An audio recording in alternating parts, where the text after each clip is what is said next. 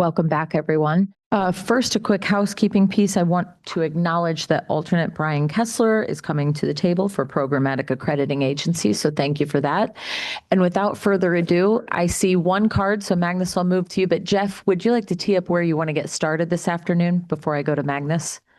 Yeah, we wanted to do the walkthrough of 17, and that's primarily going to be Beth on that. But before we got into that, I did want to get back on the issue from 7 with regard to the exceptions and what would happen in the event that a state changed a standard. So, yeah. Okay, so we'll return to that first. Magnus, what did you have? I was just going to say, when we move to 17, I will switch out with my alternate Ryan. Thank you for notifying me of that. And Bill, same for you. Perfect. Okay, Jeff, open us up with where you want to begin. So we took back Michael's suggestion with regard to if one of the conditions under which a state, a creditor could take an action which changed the credential and which would otherwise have been considered a restriction on employment. That if a state changed a credential, then that would be, I think it's essentially evidence of that it was in the public interest. We would not be willing to make that change because of the concern that I expressed earlier, which is that it's a potential loophole to what we're trying to achieve here. We believe that accreditors are in the best position to determine whether or not the credential in this case should be increased. And we want to create an incentive for the states and the accreditors to work together with regard to those changes. So rather than sort of allow like what we think is an open door and would essentially defeat the purpose of what we're trying to do here, we want to create incentives for states and accreditors to work together on this. Thank you, Jeff. Does anyone have any comments or questions about that before we move on? Bill, please.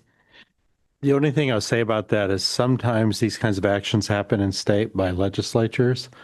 For instance, you might take a few talking points from a board, and then a legislator decides to make it law and waive regulatory requirements, so it suddenly is in effect, as may have happened in Virginia recently.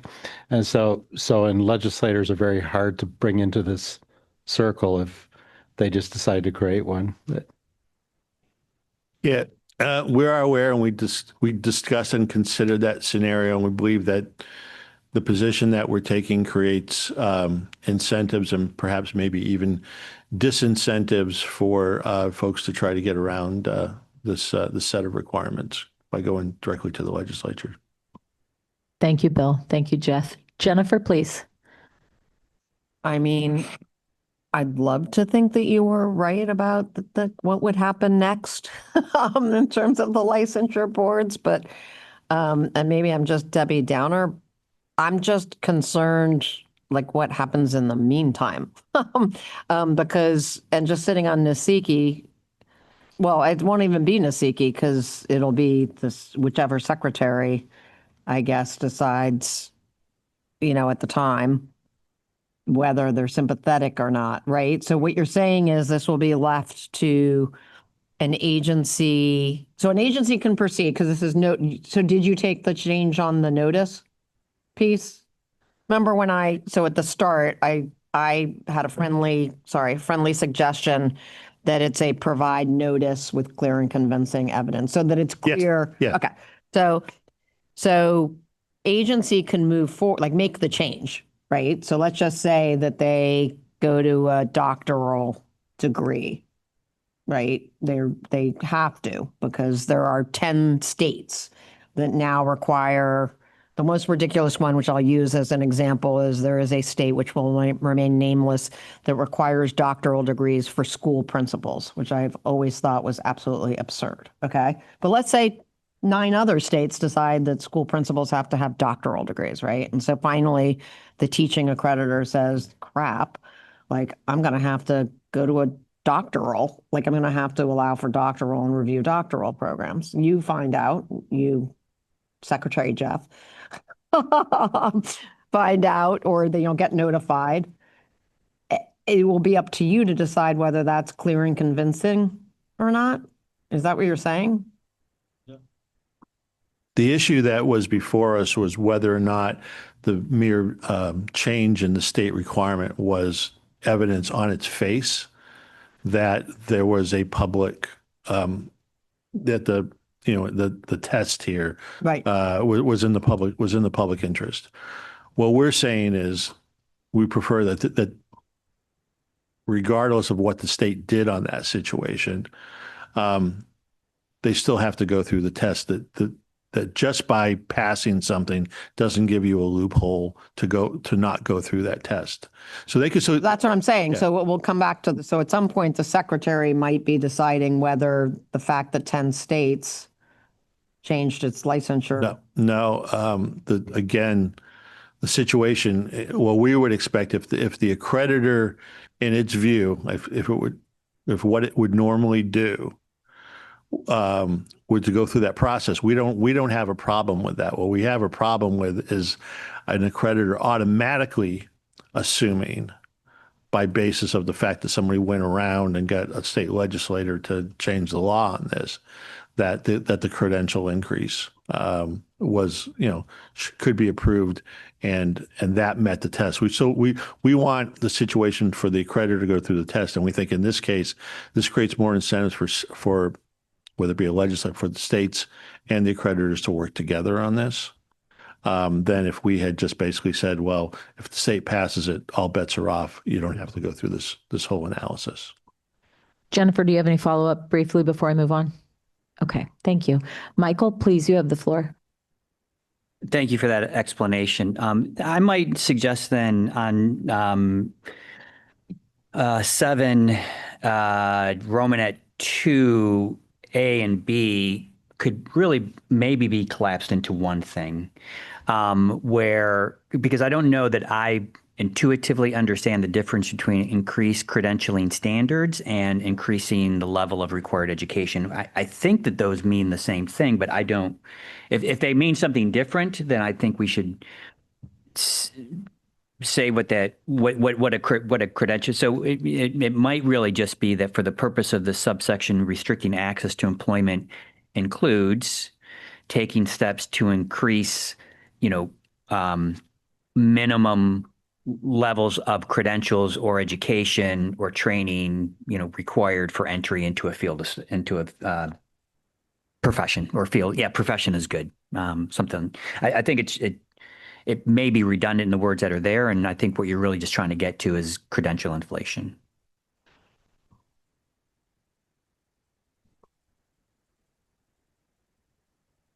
Thank you, Michael. Anyone else, questions or comments on this before we move on?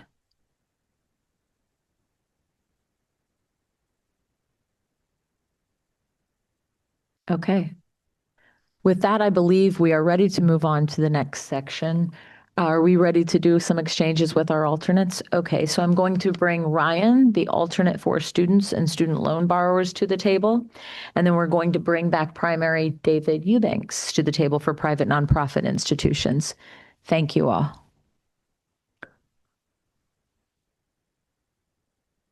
And before you get started, Jeff, we do have one more comment at this time. Jennifer, can I give you the floor? Are you doing temperature checks as we go? Not at this time. We'll have some caucuses later.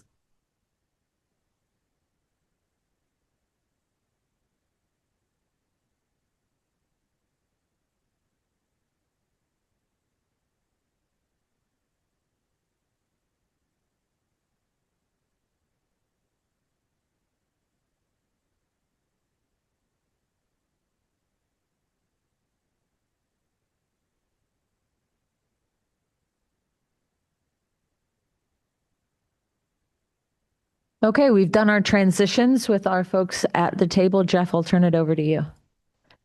And with that, perhaps Beth. And I'll turn it over to Beth. Hi, everybody. So I hope you've had enough time to take a look at the language that we sent this morning, 60217. I apologize. Again, this green up on the screen is not ideal, but don't let Jeff look at it. So Holding myself back. as noted in the comments and hopefully easier to read on your own screen, a lot of the changes are formatting and movement of language to align with the standard sections that are in 602.16a1. And as a reminder, those are the standard sections that are set forth in the statute. And so those are cut and paste directly from the statute into that regulation. And so then the comments in this area about the application of those standards, we used as a guide the prior proposed language that was provided by Jennifer Bloom and Michael McComas. If it's on that combined proposal language, it starts on page 31 of that document. So you'll see that a lot of the, in particular, the formatting and ordering have been taken from there. Most of the other changes are things that actually we have discussed. And as we have noted, going through and moving some of the different areas. So I'm going to start, obviously, at the beginning. I don't feel like I have to read through this. So at this point, I'll just take whatever anybody has on this first page, which of the document. Thank you, Beth, for getting us started. David, I'll give you the floor. Thank you. Thanks for making the changes to the student achievement section. I believe the language is close to or identical to the language that Mike and Jennifer worked on so hard. So thank you for that. I just had really a clarifying question about Romanet 1 on the first page to make sure that it's not duplicative of Romanet 2. So we're maintaining clearly specified educational objectives. And when I see the word objective, I tend to think of something that's like a numerical score that I have to meet or something like that. But could you clarify, is it broader than that? Is it kind of a more general describable objective? Yeah, we would consider that to be a broader term. Like having a medical program would be an objective. Yeah. Yes. Okay, so what made me ask the question is at the end of that Romanet 1, it's got references to data, and so we're updating the objectives with respect to data, which was what it made it look to me like Romanet 2. So I wondered, what is the role of data with respect to that first set of objectives? Just when you're creating these objectives, that you're not doing so in a vacuum, but using any data that might be available to you to make those objectives and make sure that they are applicable objectives and ones that, depending on like the profession, ones that would help them be successful in that profession. Great. So I'm thinking now it's more like kind of like strategic plan stuff. Like we want to meet the workforce needs in the area. That's our objective. We got a bunch of data to support that, and we're going to watch it over time. Is that? Yes. Okay, great. Thank you. That's all my question. Thank you. Thank you, David. Thank you, Beth. Jennifer, you have the floor. Yeah, I just had a quick question. First of all, thank you for the structure piece. I think as a whole flows a lot better and in fashion with the standards that they're going to be applying in 17. I did have a question about 16, just because it's not here. There were a couple of places yesterday where I can't remember if others did, but I know I had suggested there are some provisions that had been struck that you had proposed striking. And it's specifically the references to state, to like licensure, job placement rates, whatever, as appropriate, that is in statute. We added that back in. You did. Okay. Yes. Sorry, we didn't share it. No, it's that fine. I'm sure at some point we'll see Yeah. all that. I was just curious. Okay, thanks. No, we did add that back in. Okay, thanks. Thank you, Jennifer. Ray, you have the floor. Thank you. And I'm raising this point on behalf of Chancellor Duffy. Romanet 1, it looks like including minimum expectations of student performance has been struck. What was the thought process behind that? Well, actually, we moved it down. So I think that it's in 2. It's in Romanet 2. And I apologize, I had a comment about that, but I think it in the editing got moved. It's including minimum expectations is in Romanet 2 now. Oh, okay, there you go. Any follow-up there, Ray, or I'll move on? Thank you. Monty, you have the floor. Very quick item on Romanet 2. And well, let me begin by thanking you. The excellent job, guys. This is the Keebler Elves are at it again, right? Very good work.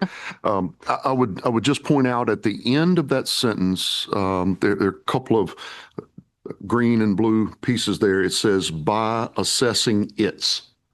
I think it's it, right? Is that what we're looking for? Help me to make that sentence make sense. No, by assessing its, and then it's a colon, and it's the A through Okay, got it. That makes sense. A Thank you. through E. Thank you. Thank you. Yep.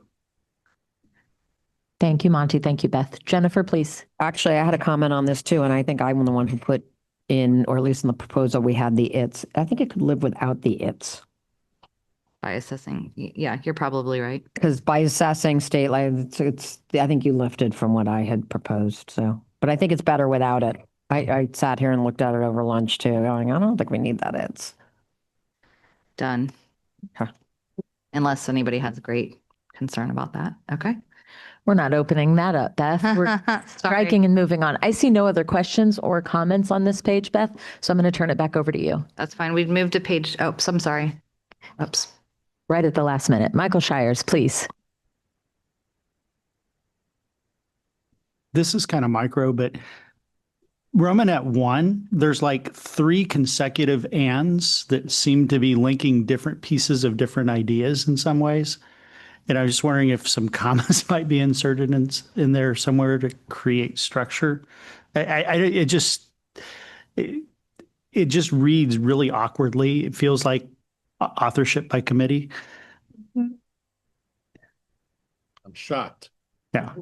Anyway, like I said, it's very micro and it's something you guys can deal with. The meaning is mostly clear, although there are times when I'm not quite sure how the ands link up. We can definitely take it back and try to clean that up. Thank you, Michael. Jennifer? Friendly proposal are developed, comma, regularly reviewed, comma, and updated using reliable, blah, blah, blah. Oh, I see. Did you have something additional, Jennifer? Oh, okay.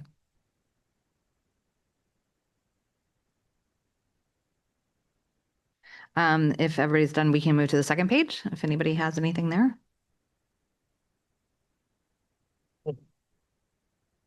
Most of this language, I think is things that it's the same, but.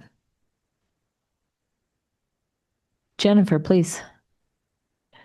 The 24-year-old version of me is begging for D to be deleted. I just don't think my LSAT score relates to the quality of my liberal arts education that I took, the LSATs 4 years after I went to my liberal arts college. So if you're going to keep it, I really think it should align to like the profession. We had this conversation too before, like if you're at, go to SCAD. Sorry, SCAD, I didn't mean to mention you by name, but if you go to an art and design school and then 4 years later you decide to go to med school, if you bomb the MCATs, I just don't think it reflects on the art and design school. So you could make it applicable, like if you went for pre-med and you bombed, that's a whole different story. So I just feel like this needs some form of an alignment to something, because otherwise the applicability just to bring it back to the accreditor applying the standard, I think it's hard on both the school and the accreditor to apply. Please, Jake. I think the accreditor is applying the standard, or rather, the standard already includes the phrase relevant. While I generally prefer breaking things out and adding more detail here, I think the example that you're giving is one that is self-evident in this case, and we assume that like accreditors would have the ability or the wherewithal to decide whether these standards are relevant for their institutions. Certainly an LSAT score taken several years later might not be relevant, but if you're a programmatic accreditor and you're only handling one kind of student, those scores might be more relevant even years later. So I think that this is something we're kind of leaving in the hands of accreditors and institutions to figure out what counts as relevant here. Follow up, Jennifer. I think then the relevance in the wrong place. So you're talking about the relevance to the accreditor agency to look at this, but the word relevant here is modifying standardized assessment. Yeah, correct. I think the accreditor is going to determine whether or not those standardized assessments are relevant. The expectation of relevancy is on the accreditor. So how is the accreditor getting the standardized assessments? From the school. So how is SCAD getting copies of MCAT scores from how are they knowing that their alum went to take the MCATs?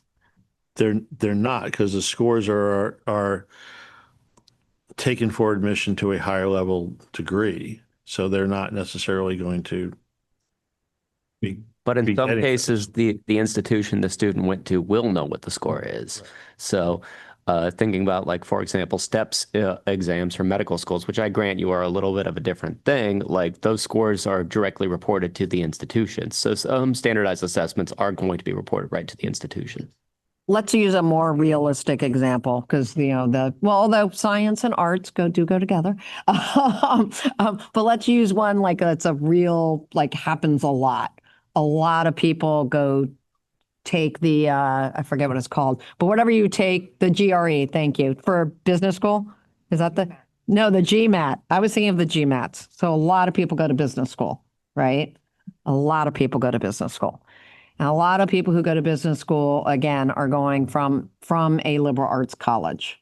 How is the liberal arts college knowing anything about, they might know whether their alum went to business school, but how are they knowing anything about how they did on the assessment? There are many programs, like the pre-med programs, I think are probably tracking what happens to their graduates, whether they matriculate on and go on to medical school. In fact, they probably use that as a selling point. And I think you have pre-law programs and others that are designed that way. So they are, I think they are tracking it to your point, and it is relevant in that case, right? To your point, where it is, these are all matters which appear to me to be irrelevant. And to that situation, and I wouldn't see why an accreditor would want to do that in those instances where the information was probably not available to the institution. Others may want to speak on this. Jennifer, do you have a final thought before I do move on, and then I'll circle back to you? As appropriate scores in. So I'm begging for an as appropriate now. Okay. Thank you very much. Brian, you have the floor. Thank you. I think part of the discussion is the temporal component of this. So relevant may be temporal. So for instance, MCATs, a lot of institutions don't use MCATs outside of 3 years. So I think you have to define what relevant is. The same thing in terms of LSATs or other things. GREs are relevant to institutions 10 years out. So I think if the agency defines it as relevancy in terms of temporal component, would that be acceptable?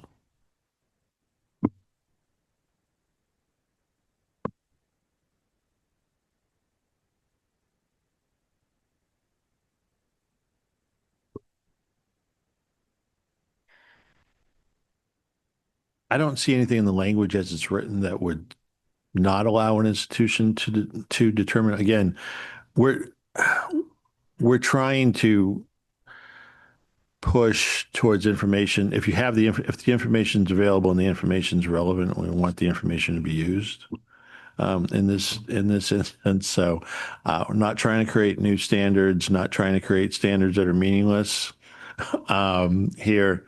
So we're giving flexibility. I would suggest maybe taking the win on that one. Follow-up, Brian. Yeah, I appreciate the intent with that. I just been just trying to define it in terms of that. So I think it's how the agency defines it. Thank you, Brian. Monty, you have the floor. Sure. Jeff, to your last point, I hear you. One of the things I would like to just point out for the sake of the group is on this item D, if you go back to the original modifier or to the original section, we're talking about throughput and what students have learned. Would they have learned more if we sent them to the beach for 4 years? Or would they have learned more at whatever institution, right? But yet we're talking about standardized exams that do not measure necessarily increases in learning.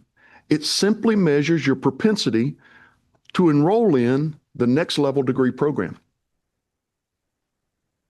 Everyone follow me? So in one case, we're talking about learning outcomes of what you got out of a program.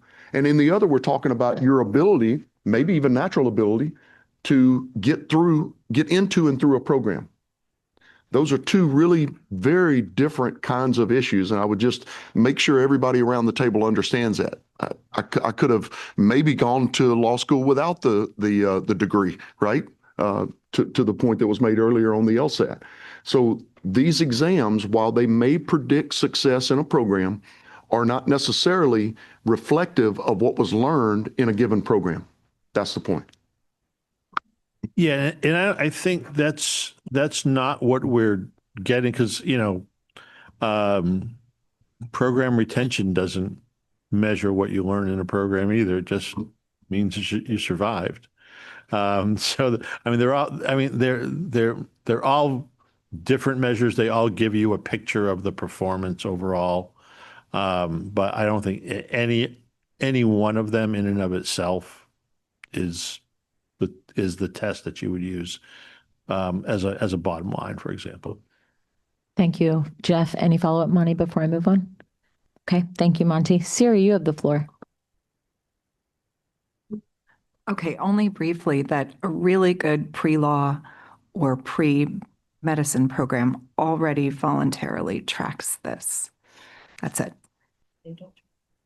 Thank you, Siri. A good pre-law, pre-medicine program would voluntarily track it. Yes, so like a top R1 school that's got, they will ask. Siri, please finish your remarks, and I'm going to move on in the cards. Did you have anything additional, Siri? Thank you very much. Michael, you have the floor. Quick, I mean, if it's going to stay in, then I would ask for at the end of it, as appropriate and available.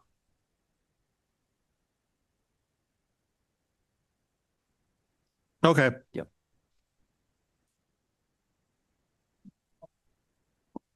As appropriate and available. Okay. Thank you, Michael. Thank you, Jeff. AD, you have the floor. First, just a clarification. So yesterday we were talking about, we changed from, there was a must to maybe may include, I don't know what the exact wording was, but not limited to. In this case, are you looking at this as all, sorry? We're now having this list, and we just went through as appropriate in like several of these places it make more sense to put in somewhere that it applies to all these things, including minimum expectations. We had a discussion yesterday. One concern would be that if a institution there's an arbitrary minimum expectations, whatever that means. I forgot who it was that mentioned that once you have minimum expectations, that means then that's what institutions do, and in some cases it might be better for students if institutions had different expectations. Can we do something like as appropriate to mission, or something that applies to all of A through, instead of like saying it does? The word as appropriate in the beginning, you're reading that it applies to every section, even though it doesn't. And not to go back on my word on that, but I think, Mike, on what I just agreed to, is covered by that lead in on the STEM. So the first words apply to the entire section everywhere. Yeah, and the whole discussion around minimum expectations, I think some of the points you're talking about, AD, are encapsulated into that. We tried not to have use the term minimum standard. Minimum expectation is to us was a suggestion. And we think it more appropriately gets at what we're trying to establish here, as opposed to single one size fits all bright lines. Okay, which is important. I was confused because it says as appropriate in the beginning, and then it like 2 or 3 times throughout. So, but as long as that's clear that it applies to A through D, I think that helps. Thank you, AD. Jennifer, we're back to you. So, because I don't think the scores are actually something that I think they track admissions to the grad schools. I'm not suggesting we put that in, but I don't think the scores are going to be available. So I do like Michael's words available, but what I would do on the relevant, just going back to what I said before, is so you could do something like where relevant to the undergraduate field, degree received scores on standardized, then you're capturing the pre-med, the pre-law, and then it's more affirmative, like you're tying it to the relevance of the undergrad degree that was received. You see what I'm saying? Yeah, I guess Where relevant to the undergraduate degree received scores on. I think that constrains both accreditors and institutions in determining what precisely is relevant. I'll grant you available. I think Mike is correct there. Appropriate might be covered by the lead in, but available, we can still add it in. But I think leaving relevant as its own doesn't constrain the accreditor and institutions from deciding what is relevant. I think restricting them to major or something like that might reduce the relevance, because maybe an institution decides that, think about GREs are a great example, actually, right? Because they're required for grad school writ large, but there's not one precise major or anything else that's required. They may decide that GRE scores writ large are relevant because it's for a broad swath of graduate programs. So I think leaving it just relevant allows some flexibility for accreditors and institutions to work to figure out what the right standard is. Thank you, Jake. Jake. In as available somewhere. Right now I have as available. Yeah, you can have as available. No. Okay, we're going to move along. I am going to request that everyone refrain from commenting during somebody else's comment for purposes of the transcript and the interpreters. That way we can pick up everything and everyone feels that their time is not interrupted. Beth, with that, I'll turn it back over to you. Thank you. Can we please move to page 3? And you'll notice that at the top in E, there was a lot of discussion and changes made to that particular section based off of comments from 2 days ago. This is where we made the changes about the earnings data and it's calculated. And then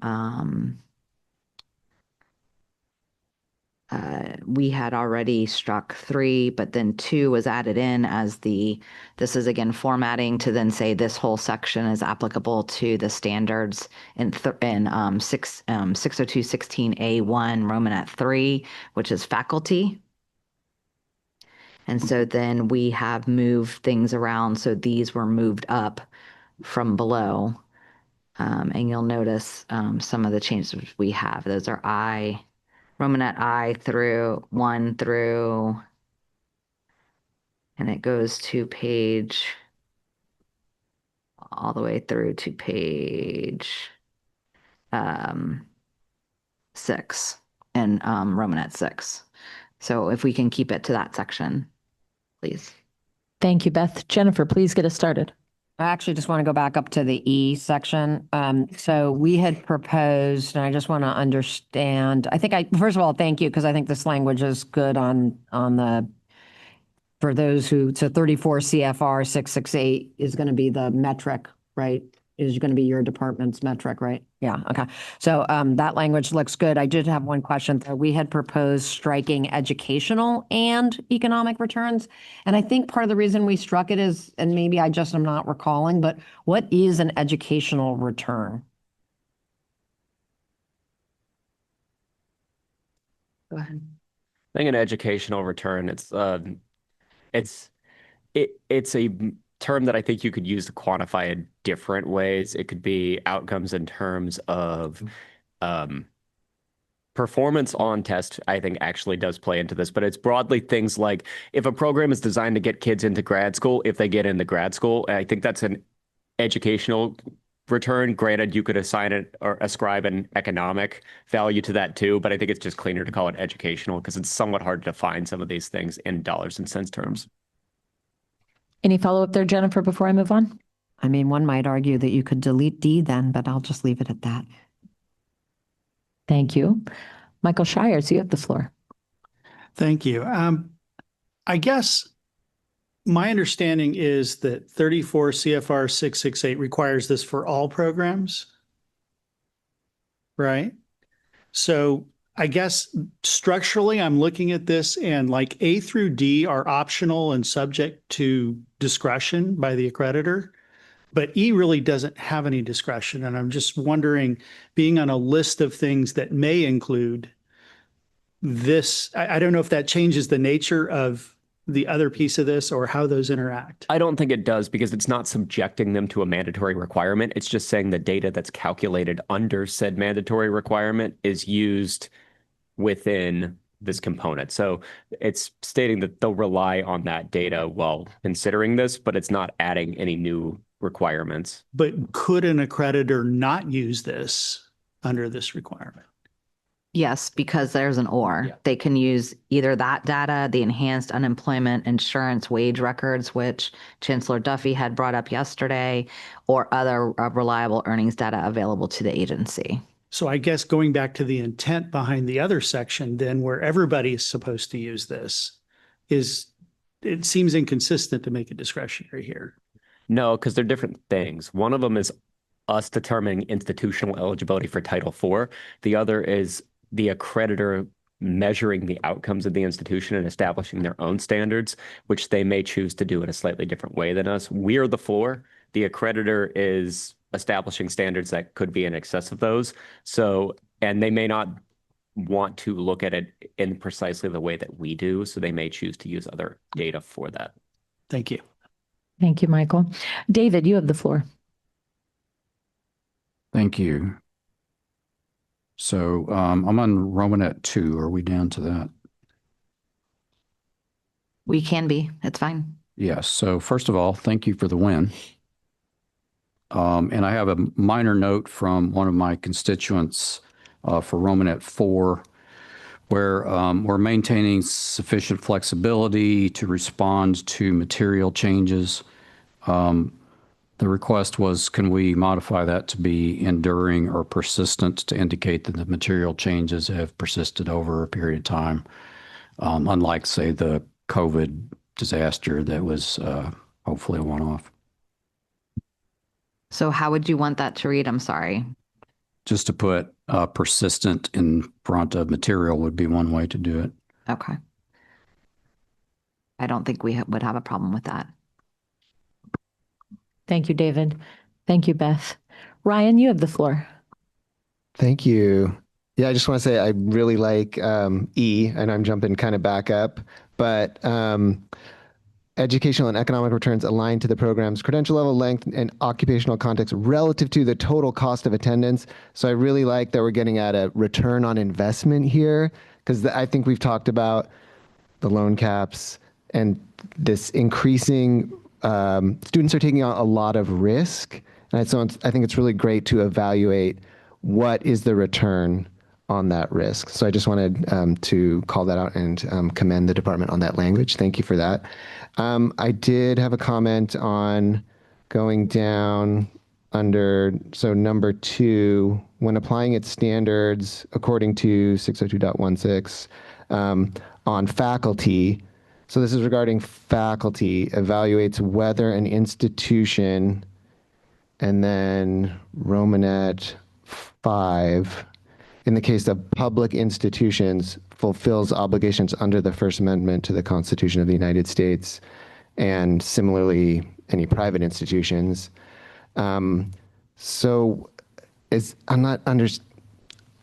feel like maybe this is getting at something that I'm for free speech in the classroom and diversity of views and exposure to a variety of views, but you're saying the accreditors are checking whether institutions are fulfilling their obligations under the First Amendment towards faculty. I'm jumping around because then the First Amendment is Congress shall make no law respecting establishment, abridgment, and prohibiting speech. So how can the accreditors evaluate whether institutions related to faculty, what's the goal on that? Or is there, maybe there's a different way to get to the goal, but how would that work?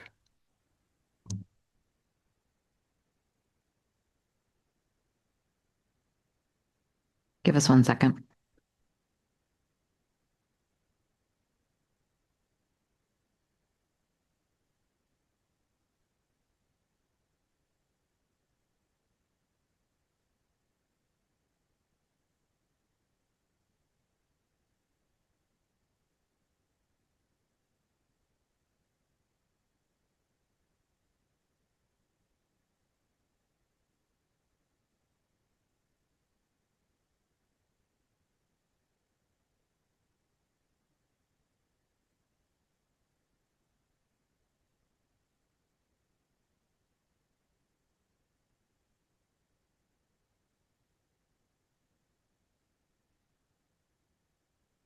I think I can answer this actually. Now I've read it a couple of times, and I apologize. Part of this is the consequence of breaking this up from the standards is that we don't immediately have the standard in front of us. So I have to flip back and forth a little bit. So public institutions, being public entities, are subject to the First Amendment and have to comply with First Amendment requirements. That includes academic freedom. So this is largely tying those two things together. You'll see later on, as we were talking about other standards, we bring in academic freedom more directly. But in this case, they are required to comply with the First Amendment. And then similarly, the second clause, it's not making them the enforcers of that. It's just, again, if an accreditor notices that an agency, or not an agency, an institution appears to be suppressing free speech or is getting a lot of complaints about that, be that from students or faculty, it's something we would want them to be checking. And similarly, we would want agencies to be doing that in the case of private institutions as well, although we acknowledge that the First Amendment does not apply to private institutions as private entities. We received some language earlier today that carves out religious institutions from this, and we'll be making an edit, I believe, related to that, which would apply in the case of private institutions. Thank you, Jake. Any follow-up, Brian, before I move on? Oh, please, Jeff. Yeah, I just want, so this is getting at the institutional requirements under the First Amendment. So it's maintaining viewpoint neutrality, for example. It's basically the heckler's veto, right? You can't have a mob drive somebody off campus. Those types of protections, which, as we have seen in recent years, are not always followed by institutional leadership. Thank you, Jeff. Ryan, you good? Yeah, I think I'd be curious what the accreditors have to say about it, because I think it was kind of brought up, like, can the accreditors do this? Can they, especially if they're doing it as sort of preventative actions? Like, I understand saying after the fact, maybe saying like, and saying, are you following your standard for freedom of speech, or are you following your standard for viewpoint diversity? But is it really enforcing the First Amendment, which is that Congress shall make no law so this is whether or not the I'm sorry, I violated Kayla's rule, so I apologize. Strike one. Okay, take that out of my account on that one. But just to get to that point, I'm sorry to jump in there, but yeah. So this is whether the institution's fulfilling its requirements, and again, we see this as analogous to all the other instances of federal law where institutions have specific requirements, and that we're evaluating whether the institution is actually carrying out its responsibilities there. I just want to say,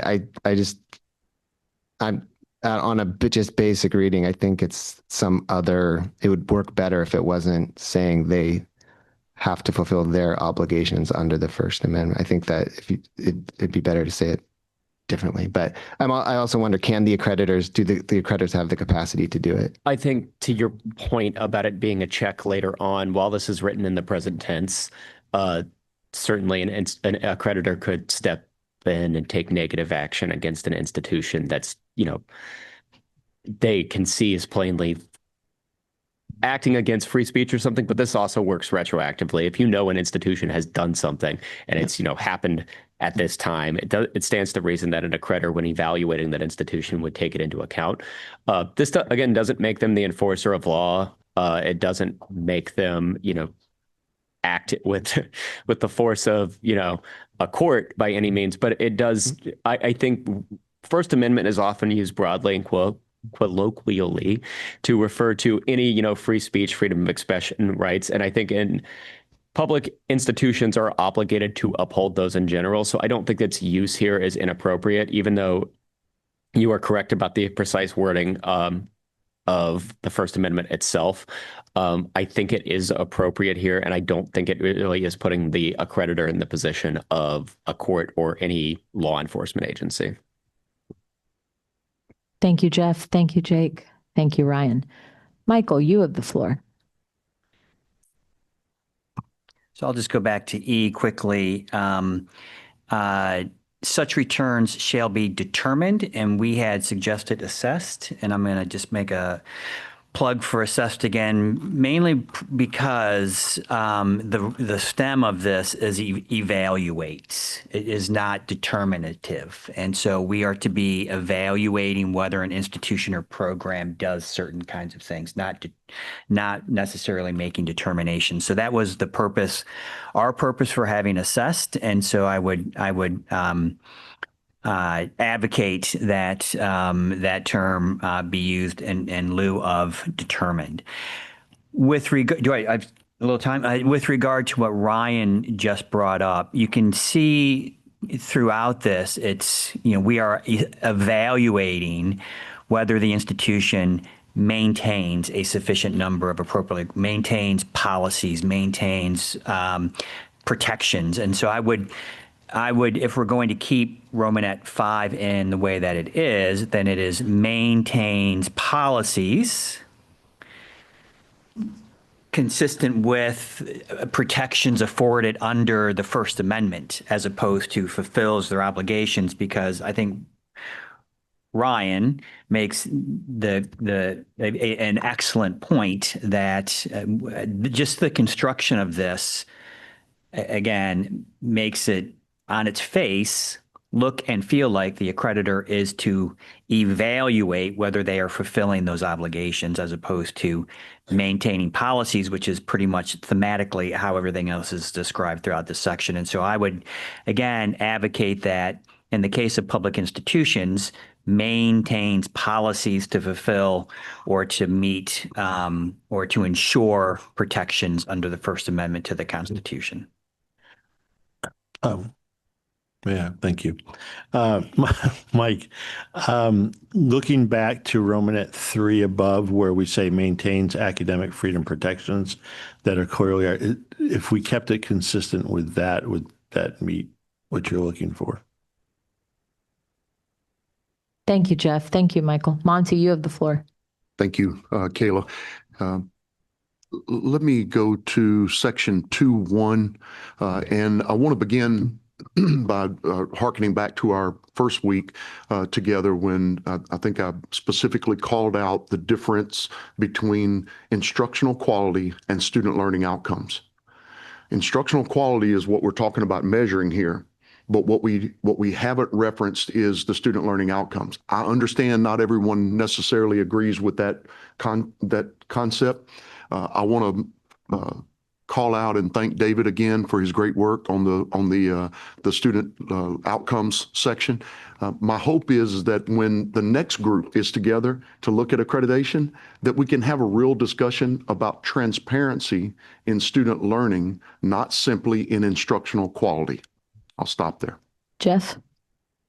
Yeah, I'll remind everyone here in terms of like the things that we could do to improve this. We're negotiating a proposal that will go through under the Administrative Procedure Act notice and comment. So there will be additional opportunities for additional improvements if you would like to propose those in the process. So we're not doing the final regs here. So if there's thoughts that you have and things that we should go further, there'll be an opportunity once these regulations get published as an NPRM for us to consider that. Thank you, Monty. Thank you, Jeff. Jennifer, can we hear from you? Actually, on that, are we allowed to file comments if we reach consensus? If we reach consensus, can we make changes through comments? I believe propose changes? I believe the protocols discuss not commenting negatively on the proposal. We wouldn't assume trying to improve the regulation further would be commenting negatively on it. Okay, good. No, that's like but that wasn't why I had my card up, but I was just curious.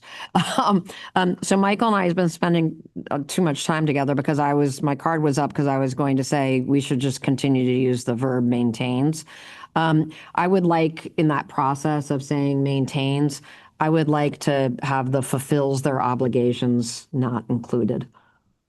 So maintains policies that protect the First Amendment. I personally would, as I said in the first session, would love to see the references to the First Amendment struck altogether throughout, because I just don't think it's the role. It's not that I don't support the First Amendment. It's that I don't support the role here for the accreditor to be the enforcer. And I know, Jake, you say they're not the enforcer, but they are having to do something. So whether you call it enforcement or some other verb. But I just don't think it's appropriate to use the term in this context, fulfills their obligations. Like schools they're obligated to protect the First Amendment, but that's not what this says, actually. And so I would just really urge the maintains policies consistent with protect First Amendment, something along those lines. But I would ask that the fulfills language be struck. Jeff, please. I'm going to throw a hypothetical out. For example, we have a requirement that says an institution does not discriminate on the basis of gender. And there's evidence that an institution doesn't promote women, for example. Wouldn't you want in terms of determining whether that institution's complying with the body of federal law, wouldn't you want that to be taken into consideration? Well, definitely by the Department of Education directly. No, but also by an accreditor, because we have instances where accreditors have violated. Institutions have violated federal law, and accreditors have follow and have taken action, or at least looked into it, and brought it up as whether or not they want to continue that. So that again, on all these instances where we've added stuff, look at the entire body of federal law, and if you had evidence where that law had not been followed, whether that be case law or whether that be a particular statute, I would think you would want to take that into consideration. Follow up, Jennifer. I'm going to cede my time to Michael, but I might want my time back just for a snippet. I have no doubt you'll put that comment card right back up then. Michael, please. If I follow, and I think I might, there's already a provision that exists that's global, and it's that accreditors are looking at the actions of other bodies. So in your hypothetical, a competent court of jurisdiction, an administrative body has ruled and has determined. Then absolutely an accreditor can take that information and make a determination as to whether or not the institution followed its policies. If it did not, as determined by this oversight entity and authority, what corrective actions were taken, what was the seriousness of the issues, were there, civil issues, criminal issues, whatever the case might be, and that should have an impact on any continued grant of accreditation or status. So that already exists. It would not need to be called out in every instance necessarily. And I guess I might even take it one step further. Maybe or largely accreditors can and should be aware well in advance of the final decision. So we want to know when there are investigations, when there are other issues that should be on our radar.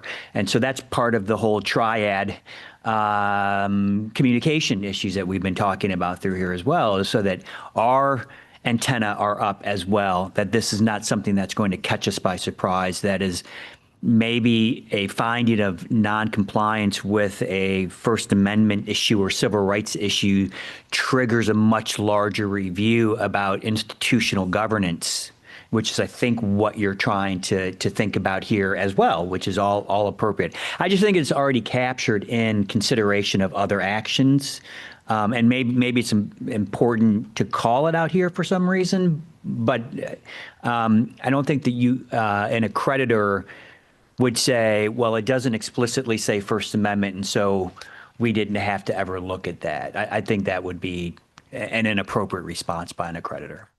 Yeah, I think that's fair, but I don't necessarily believe that you would, in many cases, wait for a decision before you sort of looked into it. And for example, let's say a class action, going to my discrimination example, class action lawsuit filed by the female faculty members at an institution. I think just the filing of that would probably put that on your radar. Yes, it would, and likely would at least a first level, what's going on, provide us but it would be very difficult for an accreditor to try to make any kind of judgment, because there obviously are two parties in the case. There is another ruling entity that has the jurisdiction to make a decision with regard to that. And so while we don't want to be caught unawares when something happens at the end, because just by way of practical example, I have seen several instances, as soon as the ruling comes down, then the accreditor is able to come in and say, okay, now we understand there was a violation of a law here, there was a violation of a regulation here, and then make some determinations about scope, about relevance, about action to be taken. So in saying the reason why we're putting this in, we're trying to put this on equal footing as with other areas of federal law that you are already look at, and this is part of the body, and the fact that we want to draw attention to this and make sure that this is also covered. That's why that's here. It's not that it's a higher standard or anything, but there are institutional responsibilities across the spectrum with regard to federal compliance with federal law, which also, we would say also includes case law. Brief follow-up, Michael? Agreed. And insofar as that is the goal, then what we're simply asking for is that we don't overstep and overreach on that goal, and just make sure that the language is clear to say, just like everything else, we want to know that you have policies in this area, policies that we can rely on, and that we are not putting accreditors into a position to in some way make judgments about whether they do or do not adhere to a law. Yeah, no. And again, I think the expectation here is that, obviously it's connecting it to the policy. It's not saying that, okay, they have a policy, so that's fine. If there's a violation and their policy is, they're either not following their policy or there are problems with the policy itself. Thank you, Michael. Thank you, Jeff. Jennifer, I promised I'd circle back. How about maintains and consistently applies policies that protect the First Amendment, blah, blah, blah. Yeah, I believe that's consistent with how we do it. I'll check with Jake on this. I added the new part is inconsistently applies, which is, we hadn't talked about that, but that's to Michael's sort of.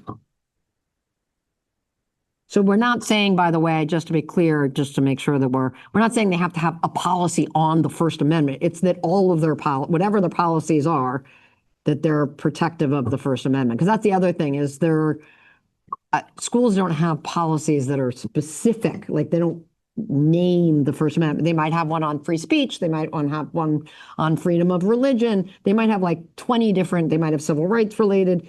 They're gonna have like 20 different policies, all of which touch the First Amendment, but we're not asking them to have a First Amendment policy. So that's why I kind of like maintains and consistently applies policies that protect the First Amendment. Yeah. And in some institution, I've seen policies that actually apply to the student newspapers. Right. With free speech, right? So, we're just trying to, that there are institutional responsibilities here. I think in the instances where actually institutions have policies with regard to their obligations that they have to fulfill. Thank you, Jennifer. Thank you, Jeff. Michael, we'll hear from you. And then Beth, I'll ask you to move us along. I was going to move us along. Great. Go ahead. 6. Would you be open? I don't want to spend a lot of time here. Would you be open to a condensed version of this? This is on the academic integrity bit. And okay. There just seems to be what might be considered some redundancy here, and so I've got some thoughts around how we could maybe give you a slightly condensed or significantly condensed version. Jeff? We would appreciate, input on this if you have suggestions as opposed to trying to hammer it out here. I would request the sooner the better on that because there are eyes that are not currently in the room that would need to look at that. Yeah, I mean, I have it already, so I'll just quickly send it over to Beth. Thank you. Thank you, Michael. Mark, can we hear from you? Yes, thank you. So I have a specific suggestion, which I think may or may not obviate Michael's, but it's just that the word plagiarism where it appears, put a period after it and an and in front of it, and delete the rest. And the reason for that is because everything up to that period is grounded in the White House Office of Science, Technology and Policy, Federal Research Misconduct Policy. The OSTP's Federal Research Misconduct Policy is the prevailing framework on these issues. It defines research misconduct as only fabrication, falsification, and plagiarism, and it applies across all federal agencies. Furthermore, these other things that are in here, in the crafting and arriving at the current OSTP policy, were considered, debated considerably, and the policy was drafted to limit it in this way because the federal government does not see its responsibility to have regulation on everything that appears after the period in plagiarism. Happy to go further. HHS, which has an Office of Research Integrity, which is perhaps, I would say, one of the best sources on these matters, has their policy to comply with the OSTP policy, 42 CFR Part 93. The National Science Foundation likewise has taken up their own extensive application of the OSTP Federal Research Misconduct Policy in 45 CFR Part 689. The ORI, or the Office of Research Integrity specifically, is where you do get the prevent, detect, and address language that is here. So this is clearly grounded in that policy to a certain extent. And it goes further. It does require institutions to have publicly accessible misconduct policies, requires institutions to appoint research integrity officers, and in certain circumstances requires the training on NIH funded, because that is ORI's responsibility, HHS in general. But everything else after plagiarism falls under what the literature has come to refer to as detrimental research practices. Again, these have been considered, debated extensively, and the federal government has determined that it does not seek to regulate them. Thank you, Mark. Outside of special exceptions, I should say, excuse me. The False Claims Act, False Statements Act does apply to certain material misrepresentations in some cases. And the FDA does have a certain exception for undisclosed selective reporting in the conduct of clinical trials, which are under FDA supervision. Furthermore, the Office of Research Integrity does provide educational and ethical guidance on these other issues. But again, the federal government, in setting the policy that applies to all federal agencies, has chosen not to do these things. Thank you. Thank you, Mark. Please, Jeff. So, Mark, we've heard this point from you a couple times, and we have taken it back and considered a lot of the points that you've raised over the last this week, and I think probably you may have even brought up earlier in some of this. Actually, this is a new provision, so it's just this week. Yeah. So the department's current position is that this is not talking about federal research. If we were talking about federal research, I think we would probably agree with you. But this term is broader than federal research. And that's why we believe that we need to have a minimum standards. If this is inconsistent, I'd like to see, identify that. But, and if we need to sort of cede to that process, I think we might be, there may be some opportunity there to acknowledge it. But I don't want to give you the impression that all we're trying to do here is look at federally funded research. Mark, you want to respond? Yeah, and I'm not suggesting like what I am suggesting is to expect that accreditors and institutions will be required by the Department of Education to do the things that the federal government, with all of its powers and the resources of the Department of HHS, and particularly the Office of Research Integrity within the NSF, has said they can't do it. And yet you're going to expect institutions and accreditors to do things that are above and beyond what the federal government says they're willing to do is unreasonable. You are creating a standard that is basically an obligation of institutions, because if you go look at the literature on this area, there's basically the enforcement above and beyond the established guidelines from OSTP.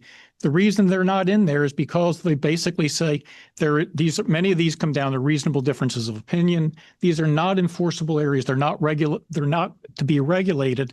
And yet you're saying institutions are expected to do this, and accreditors are going to be required to hold their feet to the fire on it.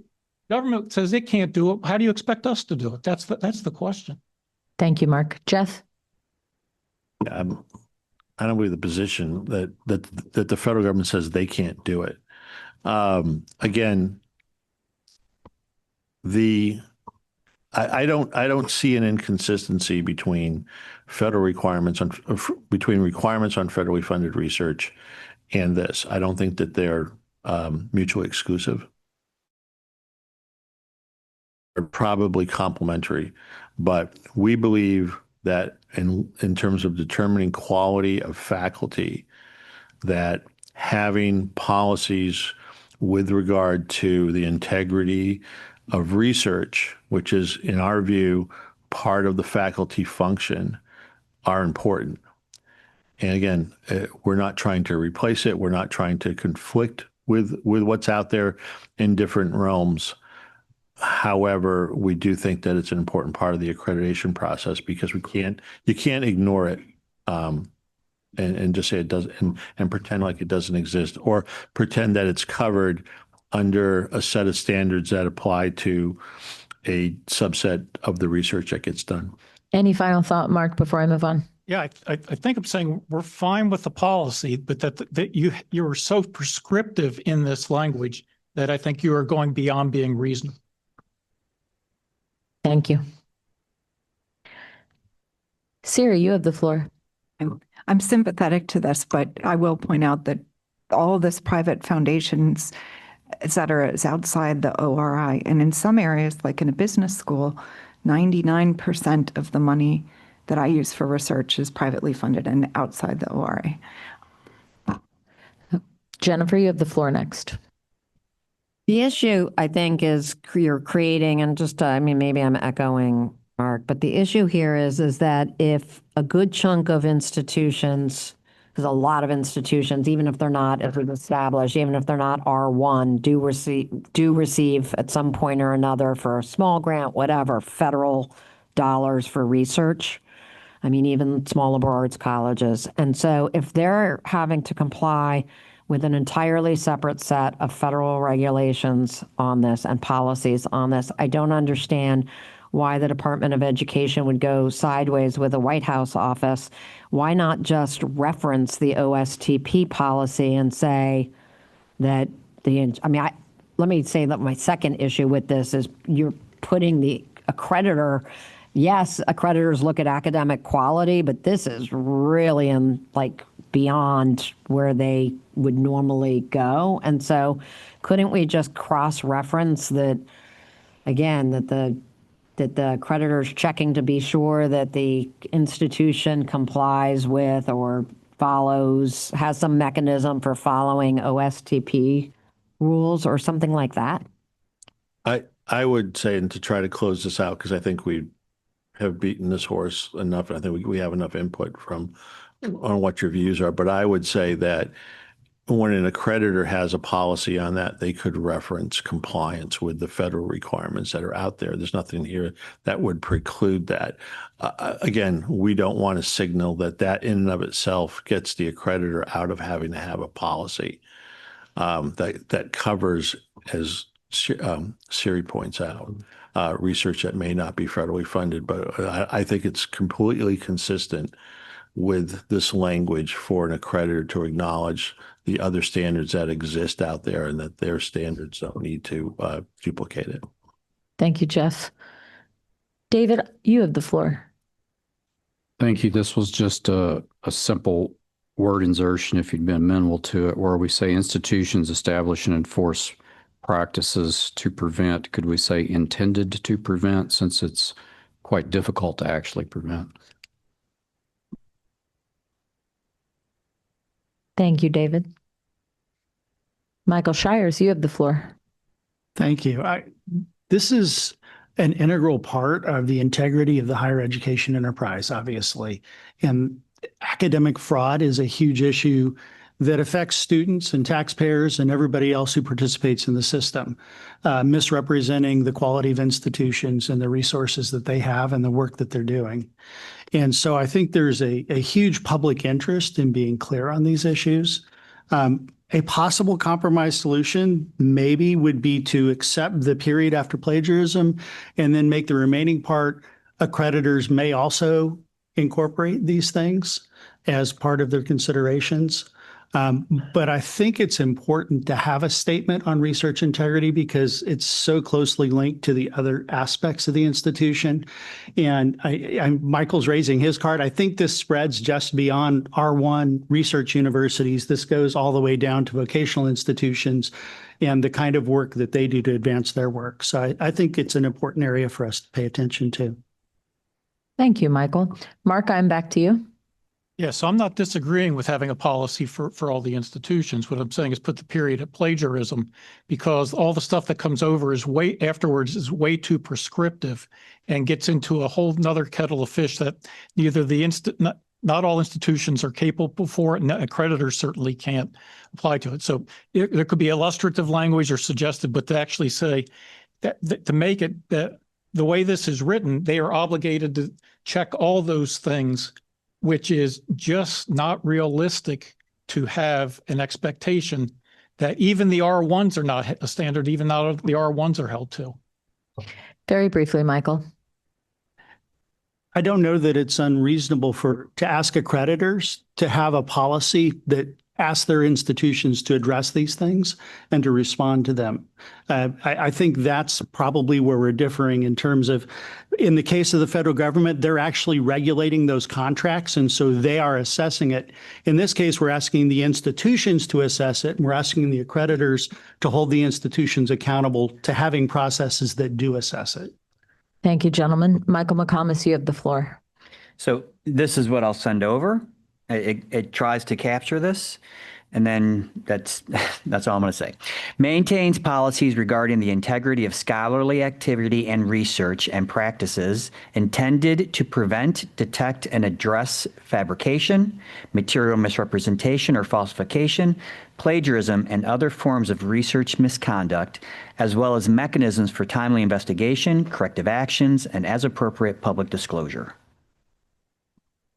Thanks, Mike. We'll take that back and discuss that as well as summarizing the points that have been raised here at the table from the various individuals. Thank you. Thank you. And with that, department, can we move forward?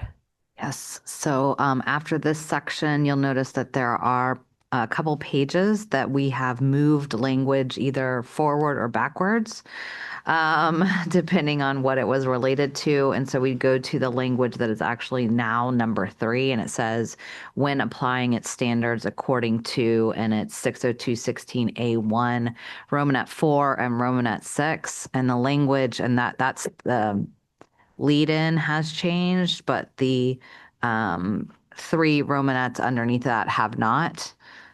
So that was the only change for that section. And then for number 4, we're talking about, and this is some of the language that moved down. This is according, when applying its standards to 602.16a1 Romanet 8, which is about program length, and then the 2 underneath of that. So if we can focus on those 2 sections, so it's now new 3 and 4. If anybody has anything. Thank you, Beth. Anyone have comments or questions on that which Beth just referred to? Jennifer, please get us started. Yeah. So I think that, so first of all, thank you for the deletion of the definition, that we're there, right? Yeah. So I appreciate that. Wait, the delete, I think it's further down. Okay, well, But appreciate still, that. it's noted as deleted to move to the previous. Still appreciate it. Could I just ask that, just based on the conversation we just had, that we somehow have conforming, so I am on the right place though, page 9. Are we on page 9? I don't want to go to Page 8. I know, I'm sorry. There's also not page numbers, so apologies. Page 8, all right, in the middle, number 3, when applying its standards according to, okay. Okay, then we can move to the next one. That was also on here. So then number 4, which is when applying their standards to, and it's 602.16a1 8, Romanet 8. Is that where you were at? Okay. Anyway, all right, let's keep going. All right, so nobody has 4, so let's go to 5, which is at the bottom of page 9. And that is when applying standards to, and it's 602.16a1, Romanets 3, 6, and 7. And so that lead-in has changed. And then also I want to note that we have taken some language that AD had submitted related to religious mission. And so there's a couple places, including one here, where we've added some language that's not in the text that you provided. Now, Jennifer, do you want to, provided. I'm sorry, Beth. Go ahead. Now, Jennifer, did you want to get us started? Now I would love to. Okay. So the first comment, and it might be my fault from the proposals, or we've just gone back and forth a lot on the, this references Romanet 3, but we covered 3 above with regard to faculty. So we just now, I think you might want to just check that this list, like you're not duplicating faculty twice, if you see what I'm saying. And in that regard, the very first thing, the very first paragraph on civil rights, and I think as it relates to 3, I think you covered it right up above. So I think you just want to double check that. And then as it relates, and just so people know, 6 is student supports, the Romanet 6 is student support services, and Romanet 7 is recruiting admissions practices, academic calendars, yada, yada. And so I'm fine with this, but I would say that the language in that first piece, I'm just wondering whether we should try to make it conform, like every time we mention the First Amendment, whether it's somehow, now that we've sort of settled on some language, that somehow it conform a bit to what we just talked about, so we're not rehashing similar issues. Do you see what I'm saying? I think it depends on the context. In some contexts, we're talking about the agency's standards, and what those can. In other contexts, we're talking about applications of standards. I agree in general principle. We would like to make the new requirements consistent in form to the other things that we're talking about in that section. Thank you, Jeff. Go ahead, Jennifer. The reason I'm saying it is because here it says sort of what an issue that I brought up before, has policies to protect civil rights, that's fine, and as applicable First Amendment rights. And again, I don't think we're suggesting like, oh, school, you have to have a First Amendment policy. Do you see what I'm saying? Like your policies have to protect the First Amendment, but you don't have to have like a policy established specific to the First Amendment. So that's the point I was getting at. So I feel like it was a good conversation 10 minutes ago, and I just feel like this might need to be massaged to reflect that conversation. Thank you, Jennifer. Ryan, you have the floor. Oh yeah, just along similar lines. I noticed that, yeah, this is talking about the same section, A1 Romanet 3. So similar comments, but this seems closer to like what I think was discussed of like has policies that maintain this, and this, and whether it's like we're talking about First Amendment rights or whatever protections underneath it. But this makes more sense because you're talking about they have a policy, they maintain it, and it deals in this subject matter rather than saying accreditors, you need to make sure that institutions are making sure that they are fulfilling their obligations under the First Amendment to faculty. So I think this makes more sense to me related to the institution related to faculty. Thank you, Ryan. David, can I give you the floor?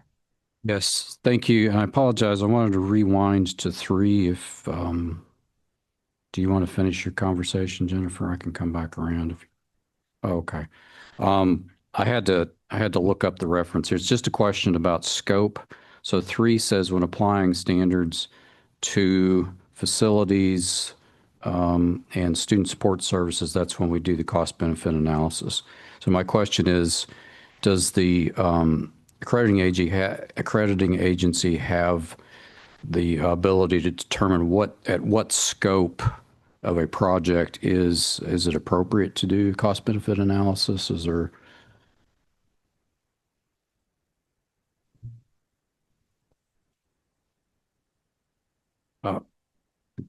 Page 8 for reference. Yes, and it's in the middle. It starts in the middle of number, and it's number 3 when applying its standards according to, and it's 602.16A1, Romanets 4 and 6.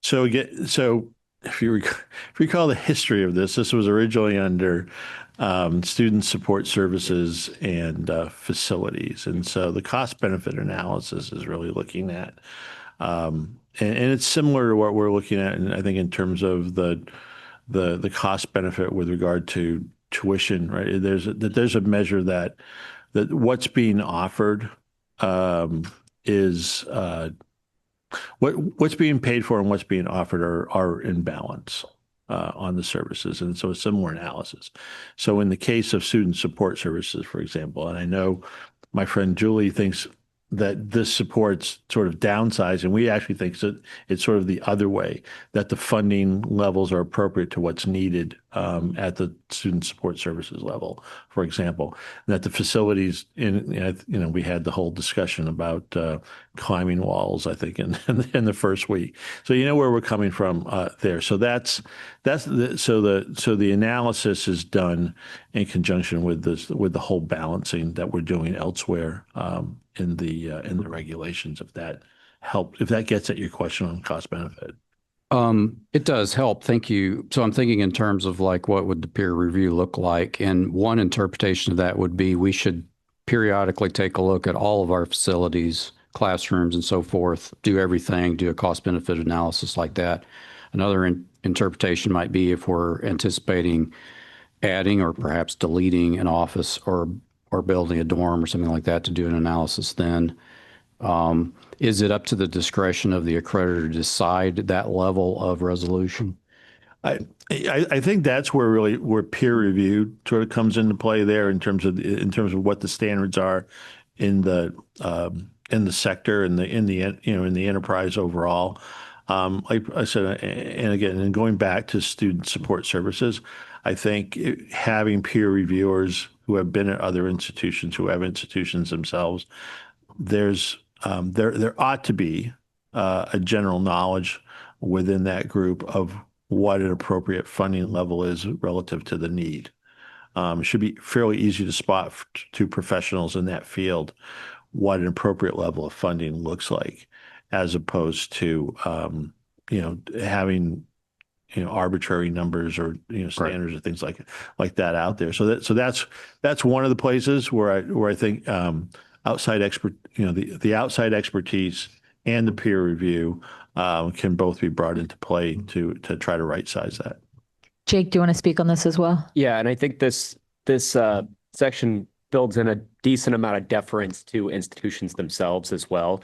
The fact that, this takes into account the business or strategic plan of the institution, any, continuous improvement plans they have, that's designed to, again, give some deference to the institution's own judgment regarding the cost benefit and ensure the accrediting agency is respecting that judgment. Okay. What I'm thinking in my head is something like substantive change for facilities and so forth. Not literally, Jen, don't freak out.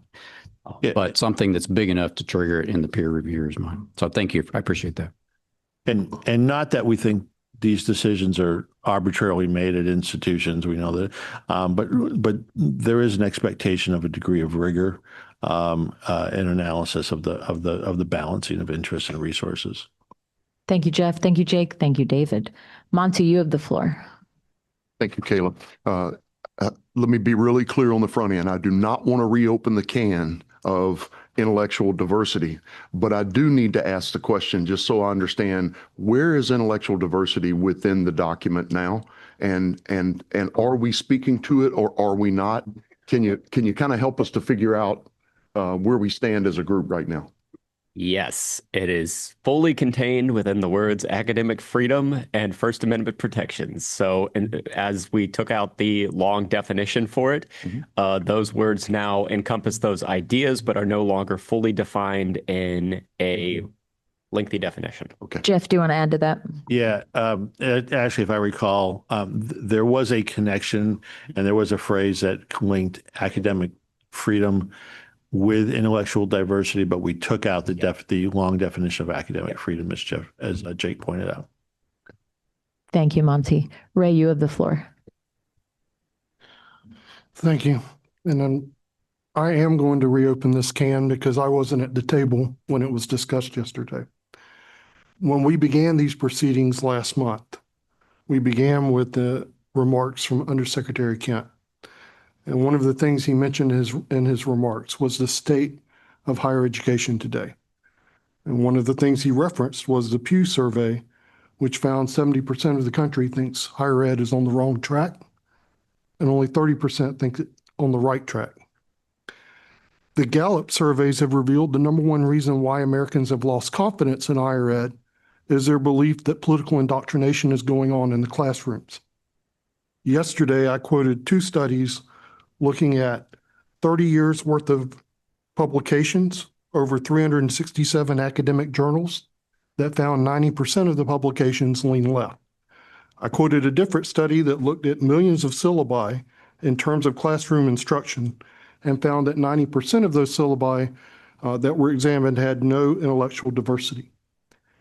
When I spoke during the first week, I commended the department for the steps you had taken to address intellectual diversity, because I think if we're going to open the door to accreditation, we need to be looking at the number one problem that is existing in higher education in terms of diminished confidence of the American public.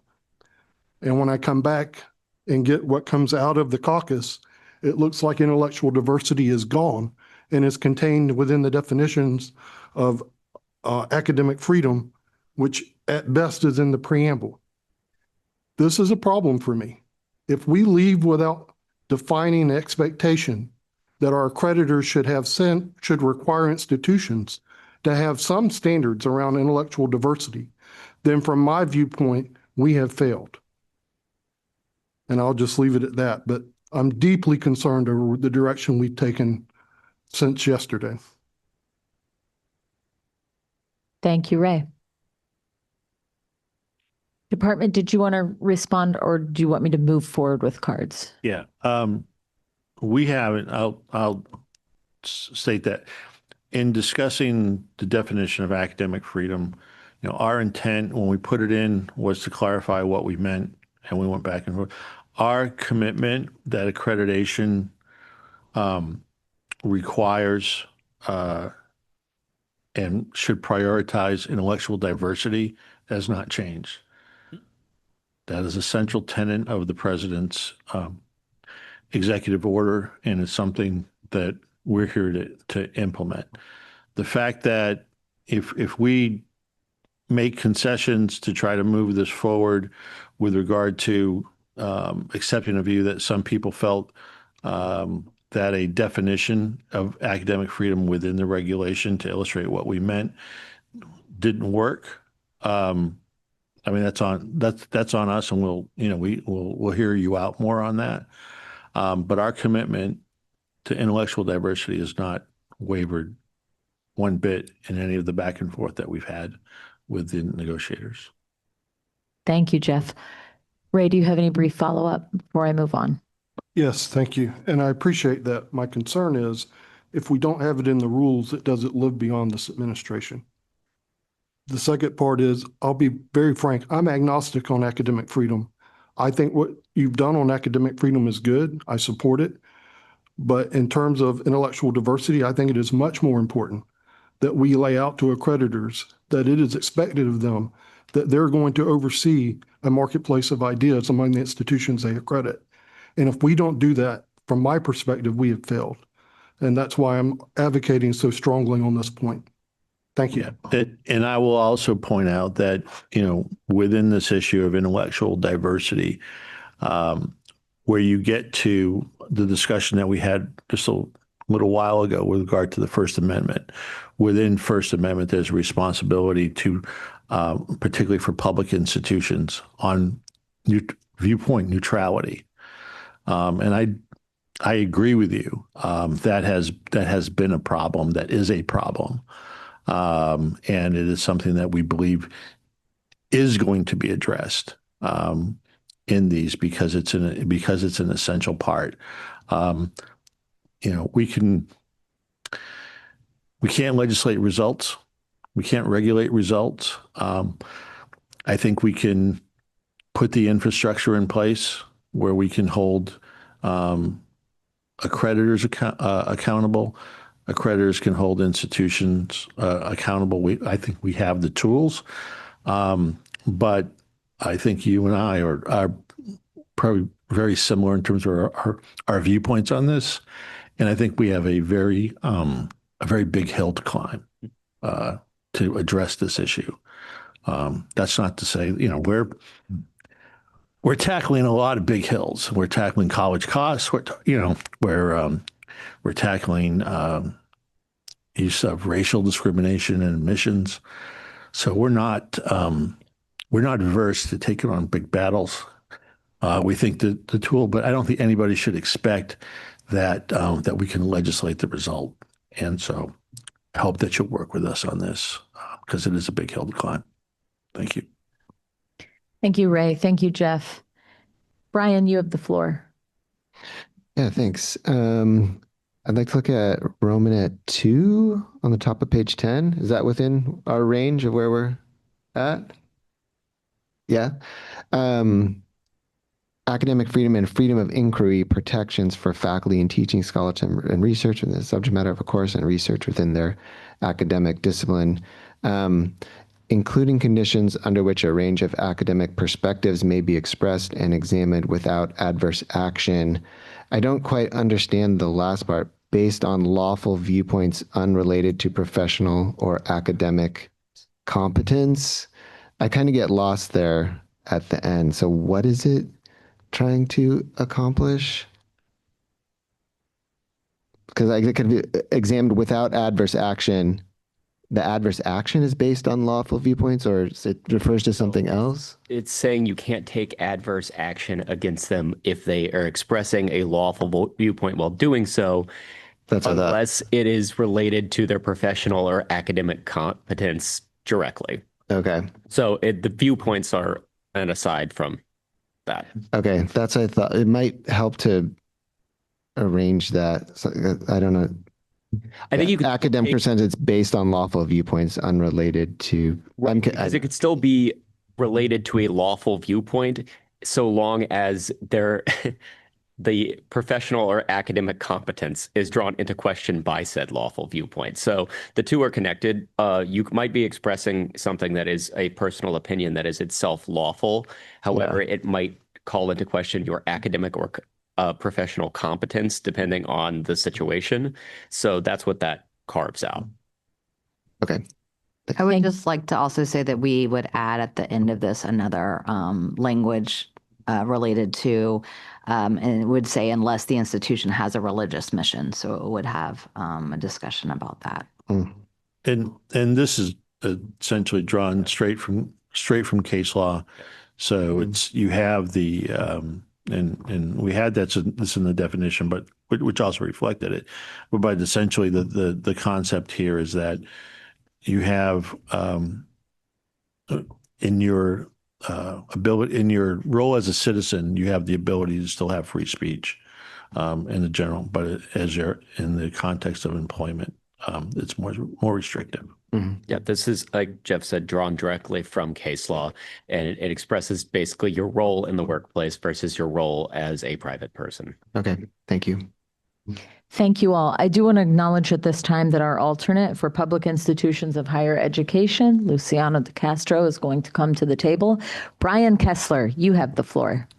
So, Caleb, in order to bring a little bit of levity in this situation, you can now refer to me as B instead of Brian or Ryan, so we don't get that confused. But this goes back to... I did say Brian, though, right? Okay. So it happens a lot. And back to David's point, if we go back to page 8 and really Romanet 1 and Romanet 3, you know, I know the department's intent with this, and it's, you know, one of the constituency is asking, you know, this applies to both programmatic and institutional accreditors.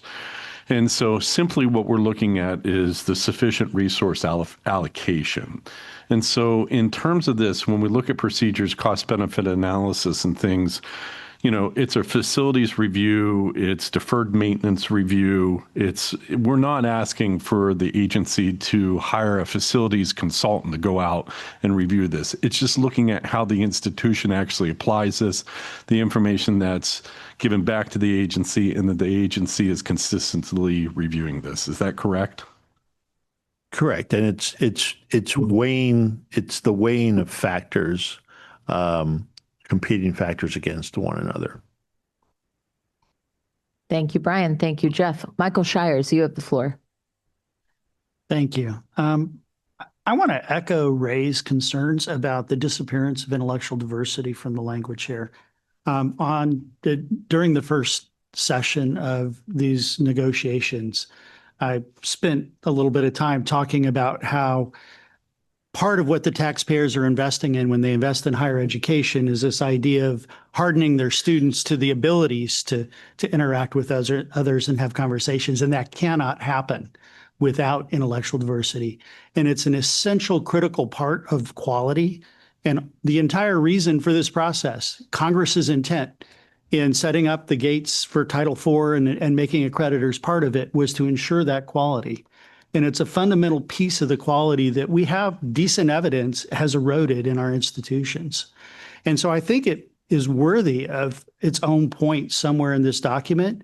And while Ray wasn't in the caucus, and obviously caucuses don't attribute things, one of the things that I thought we left that with was at least an intention maybe to incorporate the language from the executive order about intellectual diversity into the regulations.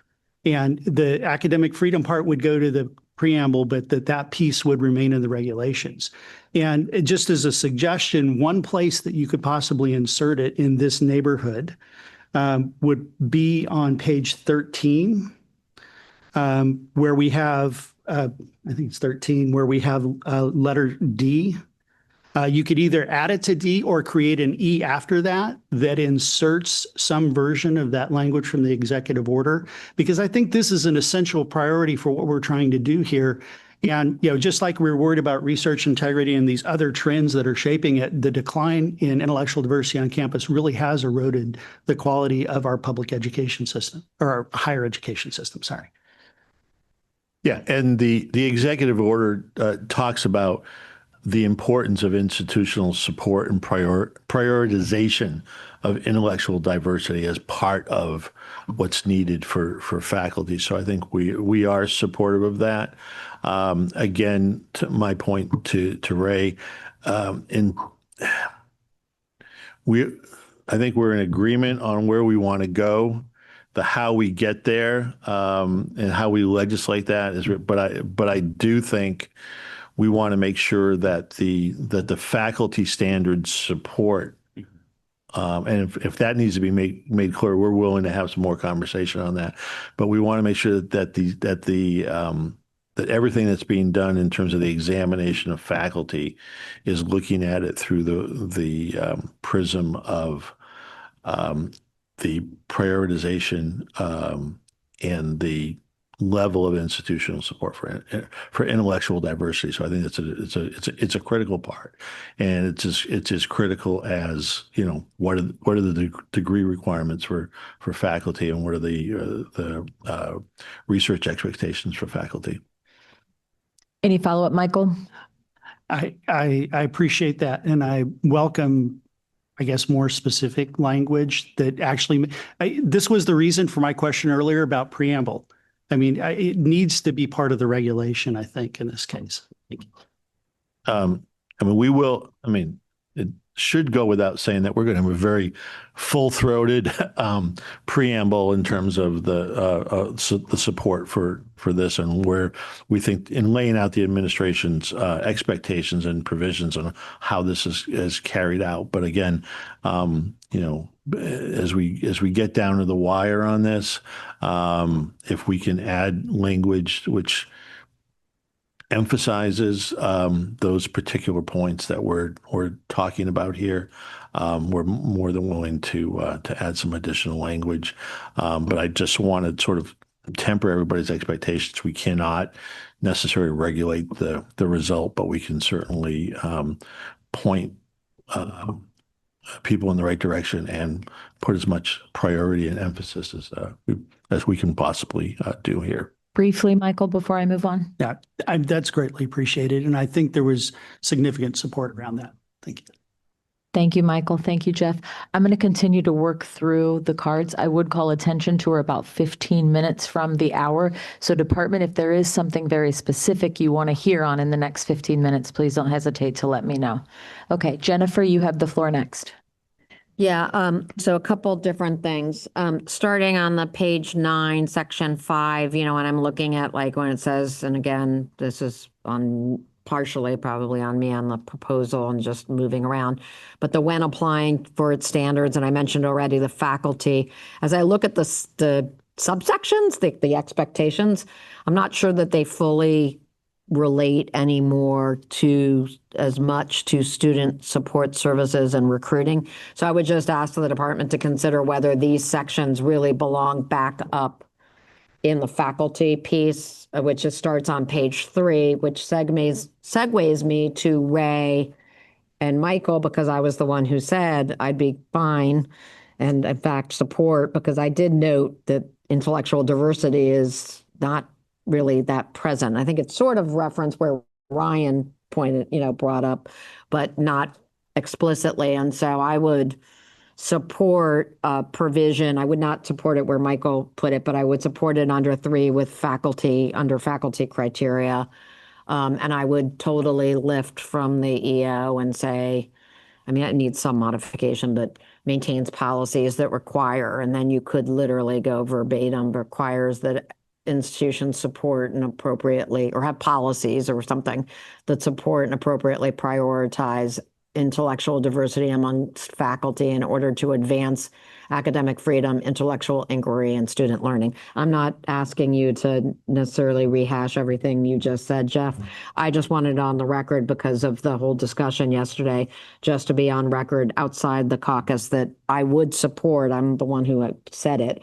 I would support putting in the executive order language that I just read into the faculty qualifications section, and with the removal of the definition of academic freedom. Thank you, Jennifer. Siri, may I give you the floor? Sure. I just want to echo the concerns of Ray Rod and Mike Shires, and then put them in a workforce piece. If you are basically wholly dominated and create a single ideological, methodological perspective, then you're not creating good employees for the workforce. That's a basic competency of intellectual diversity. That's it. Thank you so much, Siri. Luciano, you have the floor. Thank you. I would like to first express my gratitude to the Department of Education of work on this, and especially trying to accommodate all the requests. But I have to follow Mike Shire, Raymond, and Siri now on emphasizing the importance of putting the language about intellectual diversity. And just to bring things that I said in the previous week, academic freedom can be used against diversity, viewpoint diversity. So when faculty have a control, they can block viewpoint diversity. And sometimes there are some concrete issues. As you know, a lot of centers have been created by legislators, the Heterodox Academy, or by Board of Regents. The Heterodox Academy has a report that 45 centers have been created to kind of pursue the viewpoint diversity. And sometimes academic freedom is used to say, no, you cannot create these things because these are matters that belong to just the faculty. So it's really important to have some language, then I would strongly support this. Thank you. Yeah. And again, to clarify, the removal of the definition of academic freedom did not change the language that we had elsewhere with regard to intellectual diversity. So I just want to make sure we didn't change the language that we had. We simply pulled out the definition. Right. So, but listening to this conversation, I'm a little bit emboldened to make that language even stronger. So thank you. Thank you, Luciano. Thank you, Jeff. Ryan, I'm over to you. Yeah, thanks. I just want to sort of agree that robust discussion and exposure to many viewpoints is important for strong outcomes for students. And I want to voice too that I think students are capable of discussing a variety of views. But at the same time, I think intellectual diversity should go alongside peer review, which we've talked about before, because any viewpoints that are, put before students should be well explained and I think defensible to others in the field who are passionate about that scholarship. I think this also relates to high quality research, like the methods and ideas should be robustly articulated. So I'm for a diversity of viewpoint, but I would also not want the, let's say, least defensible ideas to get an overly proportionate share of the discussion with students. I think the diversity of viewpoint should go along with strong peer review and strong scholarship and strong articulation of the sort of the justifications and all the research and the evidence for those viewpoints, so that students are going to get are going to be able to speak in that way, speak in grounded ways, and then take that knowledge to their careers and out into the world after school, although we continue to be lifelong learners, of course. But they're forming those good habits of engaging with the scholarship, engaging what's there, and saying a variety of viewpoints, but then measuring those viewpoints in proportion to really good research and the history of thought and just the evidence that's there for those viewpoints. Thank you, Ryan. Jake, can we hear from you? Yeah, actually, so in response to that, I think I would point back to the section that you previously referenced relating to lawful viewpoints unrelated to professional academic competence. This isn't a license, or I wouldn't say intellectual diversity is not a license to be a crank, basically. You have to support your evidence, or you have to evidence your beliefs. If you're just using it as a basis to spout opinions that you're not supporting, you're not protected there. So that I'll turn it over to Jeff. So, and again, what we're really focused on here is the importance of intellectual diversity as a faculty standard and building around there, as opposed to talking more in the realm of free speech and discourse. Thank you. Beth, would you like to add to that? I know. I just wanted to point out that we have 9 minutes left and there are multiple pages. I don't think that there are a ton of substantive changes. It's mostly formatting. There were a couple of suggestions that we have taken from prior proposals and also some of the discussion, but I don't believe they're major. But I did want to just point out that, this is the rest of that particular document. A lot of it was moving things around. And so if anybody has anything else for the rest of the document, so I want to try to get to any comments that might still be out there. Okay, so if you have any additional questions or comments throughout the end of the document, please let us know. Siri, I had your card next. Jennifer, you're up. Yeah, to that end, I was actually I do have a comment, but I did want to also ask, can we just stay a few minutes extra just so we get through everything? And I have a question about the go forward. And so can we, okay, good. We will try to do our best. There are limitations given the audio visual and our interpreters, but I'll extend it to the extent I'm allowed. Jennifer, please. On page, I won't belabor it because I'm not even sure what the right reading is, but if you read, which I won't, on page 13, I guess I can't even read it's a crossed out J. It just needs to be rewritten, like there's words missing. So I don't think, in the interest of time, I'm just saying grammatically, it's missing stuff. I think it's new D, but. Yes, new D. Okay. Exactly. It just needs something. Jeff? Yeah, so I'm going to help Beth out here and just speed us through. So we're going to go quickly to the next section. If we have just clarifying questions, showstopper comments, so we can get through this while we're still on the clock. Thank you. Jennifer, did we get through what you had in terms of clarifying questions? I'll circle back. Brian? Mine takes us right to the end. So I just on the last line on page 30 or 17 of 17, where it says J, where it says would conflict with applicable state law. Could we put federal in there? So make it federal and state law?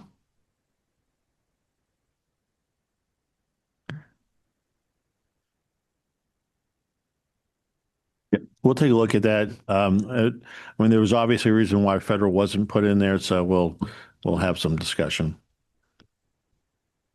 Thank you, Brian. Michael? On page 15 of 17, there's already a requirement for training of staff and peer reviewers. And so what I would like to do is just send you over a quick suggestion to take new G and just put that into 602.15 under the training bit for staff and reviewers, and you can take it or leave it, but I'll give you that recommendation. So just to be clear, you're talking about moving that? Yeah, G up to, there's already a training requirement under administrative responsibilities for that the agency trains its staff, and so if it's important to the department to have periodic training on various educational models and modalities, just move that into the training standard that already exists. Because the modalities part is important for us. Thank you, Michael. Thank you, Jeff. Jennifer, I'm back to you. Yeah, that was one of mine. And then likewise, it's because this section is supposed to be, it's the application of the standards in 16.2 institutions. These last provisions aren't really that applicable. They just don't fit. And so H, which again is on First Amendment, I'm not even sure we need this anymore. I mean, I'm not trying to be all negative on the First Amendment. It's just literally the First Amendment's covered. And so I'm not sure what H, I guess that's new H, provides, but even if you want it, I feel like, because this is now talking about the agency's standards, not the applicability of standards. So I feel like this one, if it's going to live, which I don't think it shouldn't live in 17. It just doesn't make sense because 17 relates to how an accrediting agency is going to look at an institution. Here you're saying, and the agency should do internally, the agency shall comply. So this might belong in like 23 on operational procedures. Like you could put it in 20, like I wouldn't love it, but you could put it in 23 on operational procedures or enforcement of standards. Actually, enforcement of standards in 26 might work, 602.26, which I think is what we proposed in our proposal, is to have it move. It just doesn't fit. Okay, thank you. Any other comments or questions? Jennifer, did you have something additional? Yeah, actually, so the point on the violating of federal, like you guys should look at I, and then to Brian's point, J, those two could probably be combined because there you do mention federal law. Okay, and not to cut things off, if you have a few suggestions, and like I think Michael's already has some language, we'll take a look at some things tonight if you want to send them. And if there are no others, I can talk about sort of the road ahead. Please do. Okay. So what we would like to do, and we appreciate everybody's input on the revised language that we did overnight. So the Keebler Elves are going to go back at it tonight. Our goal is to produce a clean copy of final language, all of the entire document. And that will be our best and final offer that we will put on the table tomorrow. We will go through it. We can make a few pen and ink changes here and there. We will incorporate, but it is pretty much going to be a done deal. And at that point, after we go through, indicate the changes, we will ask for a final consensus vote, up or down. We may, depending on how the conversations go, call a caucus or two prior to then. But our intent is to try to get this done tomorrow. Department's not going to be open on Friday, and so we want to get this done as quickly as possible and give you enough time to review what we do overnight. So the times for new proposals are over. Since we've gone through this, we've gone through all the big buckets and have heard things probably 2 or 3 times. We'll take everything that we've heard into consideration, but we'll put out our best and final out there tomorrow. Thank you, Jeff. Jennifer, please, do you have a question? Yeah, I have 2 just really quick questions. So on the sort of, and you mentioned it this morning, sort of I don't want to call them nits because some of them are big little things. is it helpful to you at this point, just from a tracking standpoint, for us to provide, I'm not suggesting giving you new language or anything, but just so that tomorrow we're not like, but hey, what about, like, or do you feel like you have the list of, because there are some items that we just haven't covered because they're not part of the big buckets. Yeah, well, I mean, if you already have lists of nits and things that you've looked at, send them along, because I said we're going to be working on it tonight. Okay. But again, we don't want to have a lot of debate on new topics tomorrow. Nothing new. To the extent that we, as we've done in the past, we always, as we go through it, find these little pen and ink changes, here that we need to do, and that we make it for final. But tomorrow was really about giving you all enough time to look at it, for us being available to answer questions. And I will remind everyone on this, we are not developing a final reg. This will not be the last regulation that goes into effect.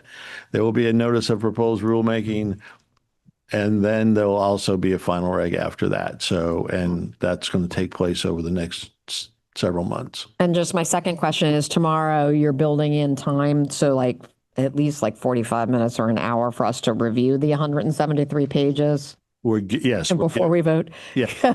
We're giving you a time to review it, and we will be available to answer questions with regard to specific provisions.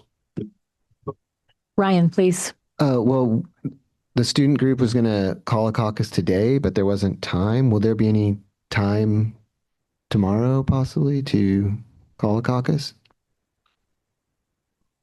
I would suggest, since we're at the end of the day, if you have people you want to talk to, they're all here. Happy to help you manage that if you need it. Thank you, everyone, for the long day and all of your hard work. I will see you tomorrow morning.